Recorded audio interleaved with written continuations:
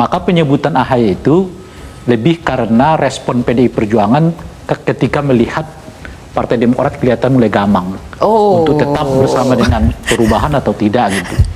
Jadi itu langsung direspon oleh PDI Perjuangan untuk dua tujuan. Tujuan pertama tentu saja ya, monggo silakan bergabung dengan kami. Kalau nanti misalnya kegamangan itu pada puncaknya gitu ya, kita welcome. Kalau soal siapa wakil presiden ya kita bisa diskusikan bersama kan kira-kira gitu. Tapi hal yang sama untuk mengatakan agar jangan sampai Partai Demokrat pindah ke Gerindra. Kalau Ganjar dan AHY mungkin, kalau dari 10 cawapres, saya melihat probabilitasnya di nomor 10. Paling kecil. Jadi kalau bicara kalau bicara kemungkinan ada 3. Satu, ini bisa dibaca bagian dari menyiapkan koalisi serius. Koalisi serius itu artinya bahwa PD Perjuangan dan Demokrat akan bersatu di Pilpres putaran pertama dengan atau tanpa AHY jadi cawapres, apalagi cawapresnya AHY.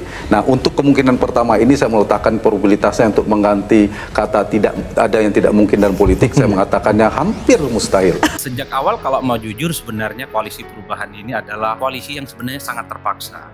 Karena sudah tidak ada opsi-opsi untuk pindah ke lain hati. Demokrat itu sudah telanjur menyatakan dirinya sebagai kelompok oposisi yang sangat anti. Begitupun dengan PKS yang rasa-rasanya memang iman politiknya nggak mungkin bergabung dengan pemerintah. Koalisi politik yang memang ini dibangun secara terpaksa sebenarnya. Padahal godaannya untuk bergabung ke poros yang lain cukup terbuka. Problemnya karena ini semacam kawin paksa dalam tanda kutip, nggak ada opsi yang lain. Maka kesepakatan politik yang dibuat terlampau ideal itu seringkali nggak nyentuh tanah. Kenapa nggak nyentuh tanah? Idealnya memang Anies misalnya mencari cawapres yang overall mampu memenuhi semua kriteria yang sudah dibuat. Padahal kalau kita hitung rata-rata dari sekian begitu banyak nama yang dimunculkan oleh Anies, oleh Nasdem, adalah mereka-mereka yang sangat kelihatan tidak mau jadi pendamping Anies. Tanda-tanda bubarnya koalisi perubahan terpampang jelas. AHY CS bakal ngemis-ngemis minta gabung ke PDIP.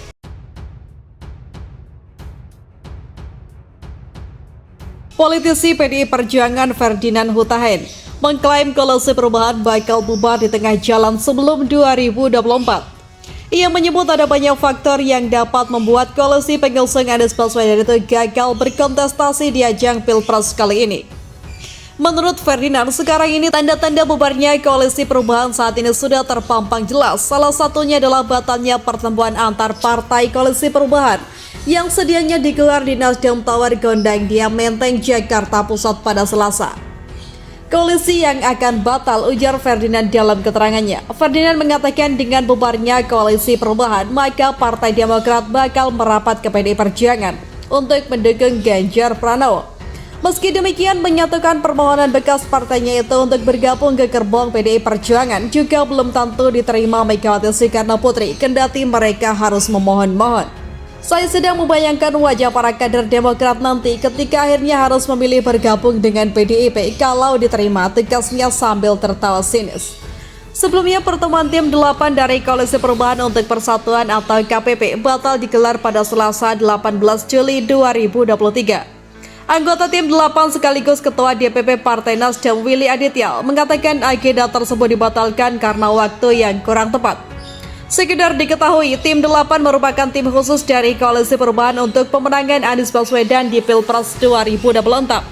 Di Pilpres 2024, tim terdiri dari perwakilan Nasdem, PKS, dan Demokrat. Nasdem mengutus 2 ketua DPP, yakni Sugeng Suparwoto dan Willy Aditya. Kemudian PKS diwakili Wakil Ketua Majelis Syuro Sohibul Iman dan Ketua DPP Almazumi Yusuf. Sementara Demokrat diwakili Sekretaris Jenderal Teguh Rifki Harsha dan Iftithah Sulaiman. Sementara dari perwakilan Anies diutus mantan Menteri BUMN Sudirman Said dan Dadang Dirgantara.